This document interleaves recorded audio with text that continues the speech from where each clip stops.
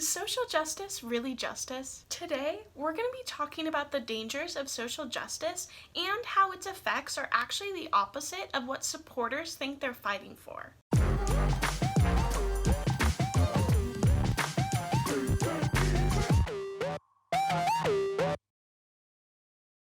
Hey friends, and welcome back to another episode of Called and Unqualified, a Create, Worship, Inspire video series. So, for those of you that don't know, my name is Brenna, and I apologize for the late upload. For those of you that don't listen to the podcast that's available on all podcast streaming platforms and createworshipinspire.com, my schedule's gotten pretty busy. So, I am a college student, and I'm an intern at a refugee resettlement organization, and I'm an associate Supreme Court justice on my university's Supreme Court for student government. So my schedule is a little hectic right now, but I love doing this on YouTube and podcasts, so I really hope that you continue to watch. The uploads are going to be a little different. It's probably going to be once every week, alternating between Casual Friday and Called and Unqualified, but I really hope you stick around because I love all of you so much. So again, my name is Brenna, and I'm unqualified to be a political or spiritual expert of any kind, but I am a Christian that really cares about justice. Even though I am very much still unqualified to talk about this specific topic, I feel like with issues of justice and society and hurting people in particular, I feel like I'm a lot more well-versed in this specific area than a lot of the other things that I've addressed on this channel. So for those of you that don't already know, I'm actually in college to be an immigration lawyer for refugees. So I very heavily deal with topics such as society, culture, and justice. I'm also a religious studies major and a Middle Eastern studies minor, and so I focus a lot on culture, society, history, and people from a lot of different angles. And I'm also super blessed with the benefit of not just studying these different things in books. I also live in a very diverse community, grew up in a diverse community, and plan to help people from varying backgrounds. So I'm very familiar with what it's like to have empathy, but just put myself in other people's shoes. So naturally, this really developed a strong sense in me that I wanted to help a large variation of hurting people. And because I feel called to help and advocate a really underrepresented group, such as immigrants and refugees, while especially studying at a university in California, I get misjudged politically pretty often. A lot of the time when people hear about what I'm studying and want to do career-wise, they automatically assume that I am a huge advocate for social justice, and until now, I haven't really corrected them. If by that you mean that I feel the calling and the responsibility to protect people for equal opportunity and equal rights, no matter what, then you would actually be right. But this doesn't mean that I'm a social justice warrior. It actually means the opposite. So based on this topic, a couple months ago, I did a poll on Instagram to see what people really thought about this issue. The first question was, do you think that justice and social justice are the same? And the second question was, if you said yes, Christians, do you think that we're supposed to stand for justice or social justice? And I got some pretty shocking results. 90% of people said that there was a difference between justice and social justice, and 91% of people said that we're actually supposed to stand for justice, not social justice. So then why do we never talk about this? Why do we hear about social justice so much more than just justice? My first guess is, especially if the poll results kind of shocked you a little bit, I think that my voting group, my followers on Instagram, are a little more biased.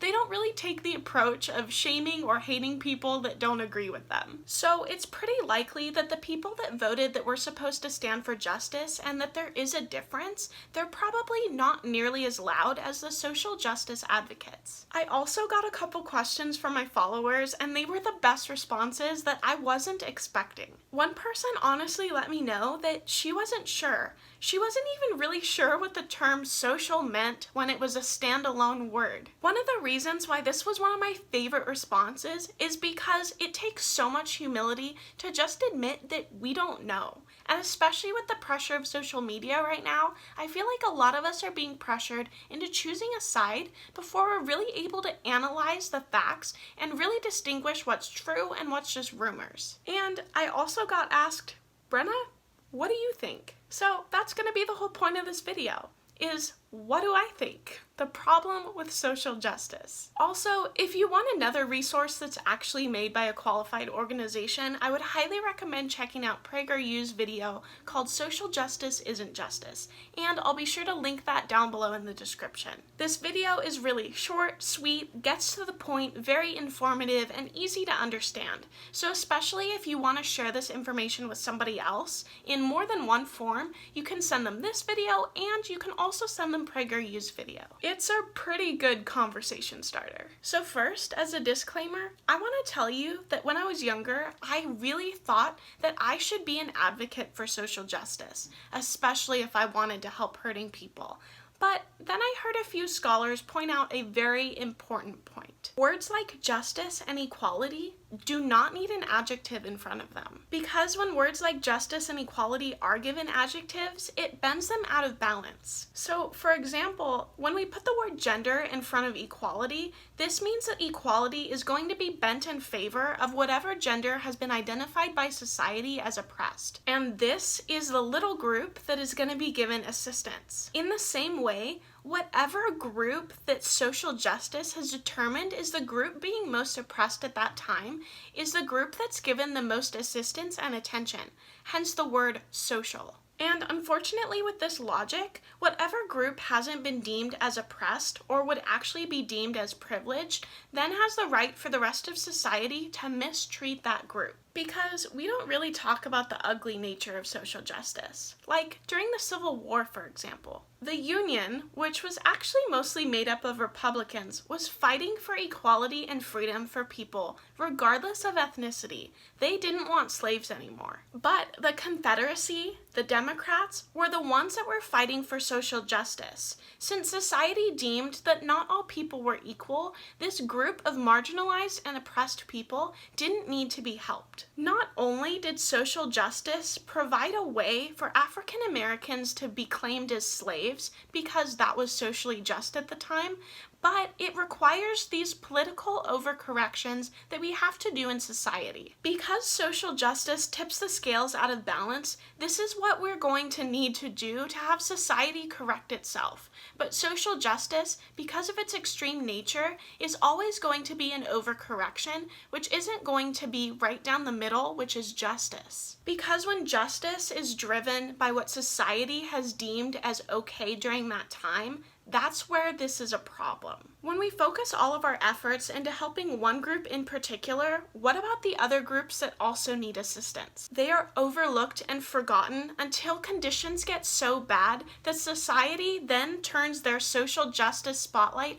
onto this group after it's gotten way out of hand. This spotlight is awareness, and it really doesn't gain power until it turns into anger. But then when the spotlight shifts, the group that we were just helping before is now forgotten. So now again, that has to get so bad until our attention goes back towards that group. Because then they're not receiving as much screen time or attention in media. And an example of this is happening exactly right now, and it's very close to my heart. Like I mentioned before, I love ethnic and cultural diversity, even if I don't choose to live that way.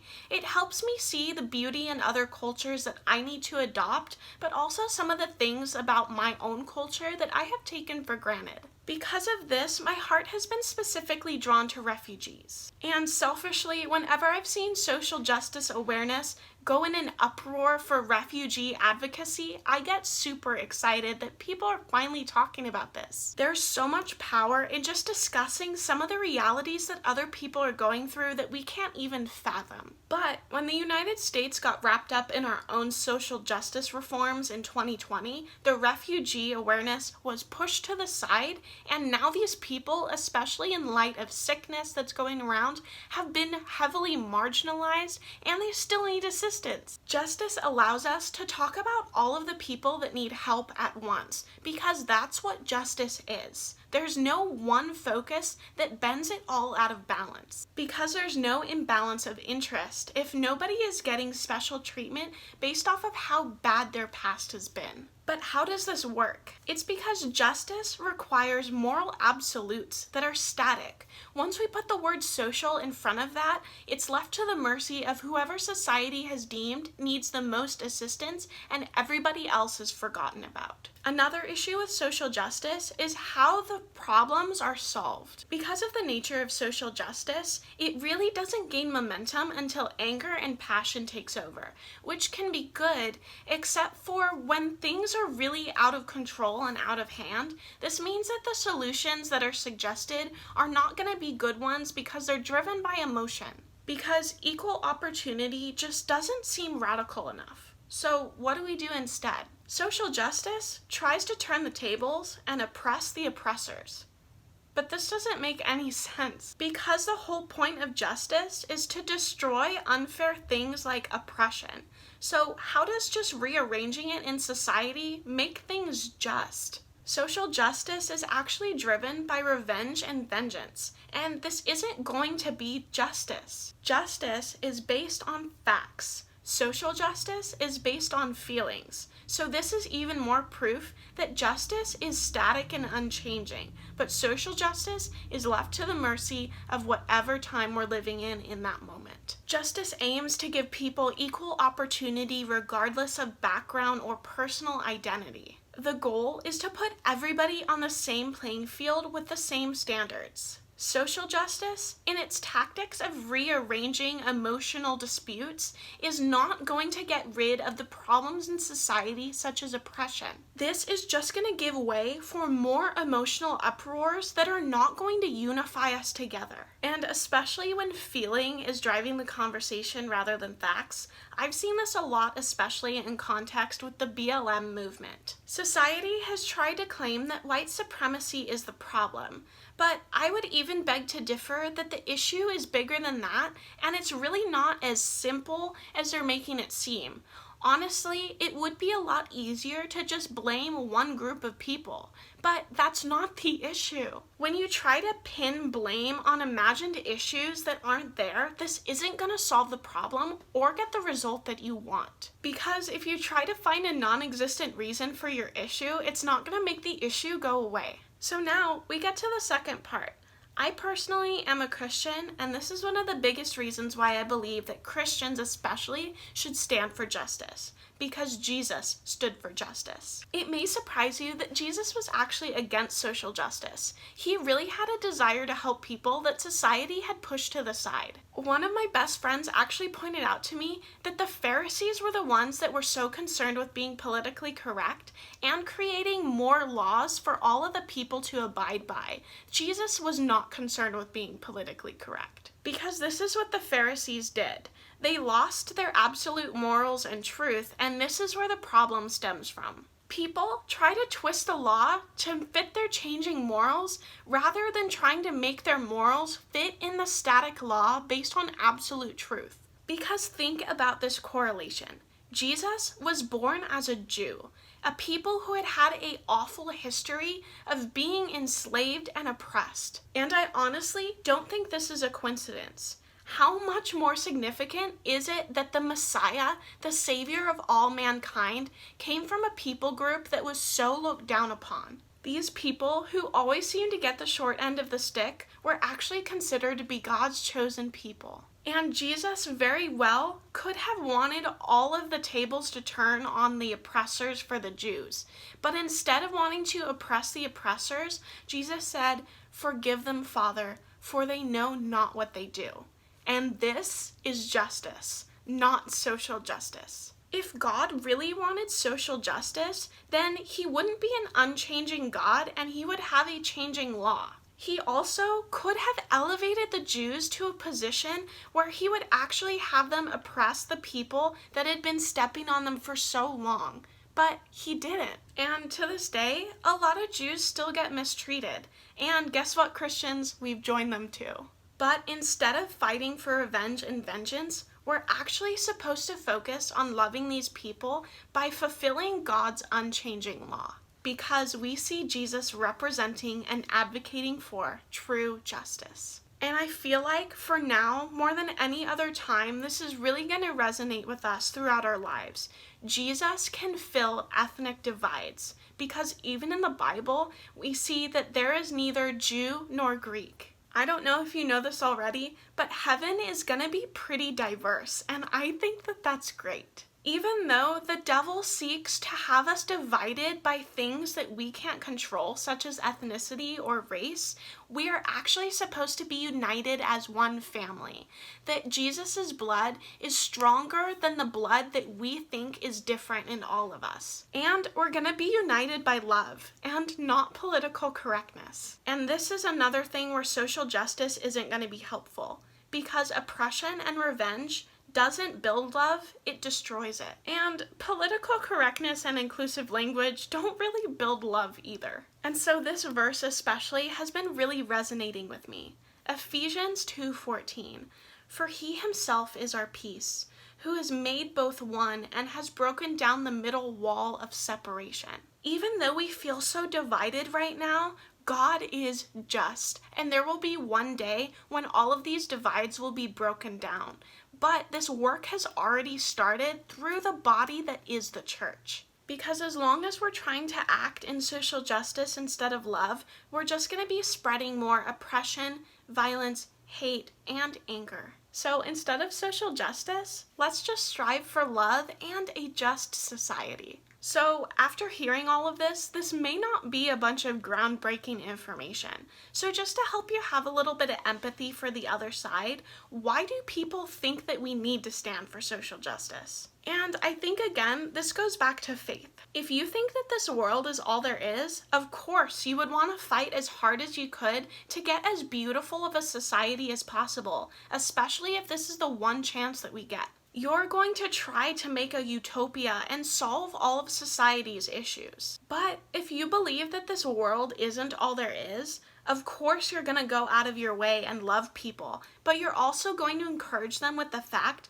that brokenness exists, but this isn't all that there is. You're also going to be more aware of the nature of some of this brokenness. So knowing that yes, it's tempting to give in to this hopelessness, but know that it doesn't have power over you, but also you know why it's there. So I guess the stance that you have on social justice says a lot about how you view your life and how you live your life. Even those of us that do believe in life after here on earth haven't thrown our arms up in the air and locked ourselves inside of our homes, although that does sound pretty nice with how crazy stuff is getting. But instead, we just need to push through and keep loving people. And we need to look outside of our own society for standards of justice. Society can't give you justice. Only God can, because He never changes and He loves us beyond belief. Okay guys, so that's it for today's episode. Thank you so much for watching. Just a reminder, you can find all of these episodes in podcast form and other podcast episodes on createworshipinspire.com, along with our link to our Patreon page and the pre-order form for merch. Masks just came in, so go over to our website and get one for yourself or as a gift for somebody else, because the masks aren't going to go anywhere. We're going to be wearing them for a lot longer than I think any of us really want to. Please be sure to comment down below with your favorite way that you encourage people and make them feel loved, and please be sure to leave any suggestions that you have for future videos. Please be sure to like this video, subscribe, and share with a friend. This is a really great conversation starter, especially if you'd like to start talking about social justice, and maybe you learned something that you want to share with somebody else. And as always, if you'd like more CWI updates sooner than uploads, please be sure to follow our Facebook, Instagram, and Twitter pages. See you next time! Alright, I just want to remind you guys that this episode and this channel are sponsored by Success at daytrading.com. Go check them out. Looking for a quick, flexible way to supplement or replace income? Even if you're just starting out or looking to improve your day trading skills, Success at daytrading.com offers education, coaching, and software to help you reach your financial goals. No prior experience is required and no need to risk your own money. We'll train you to trade our money. Visit successatdaytrading.com.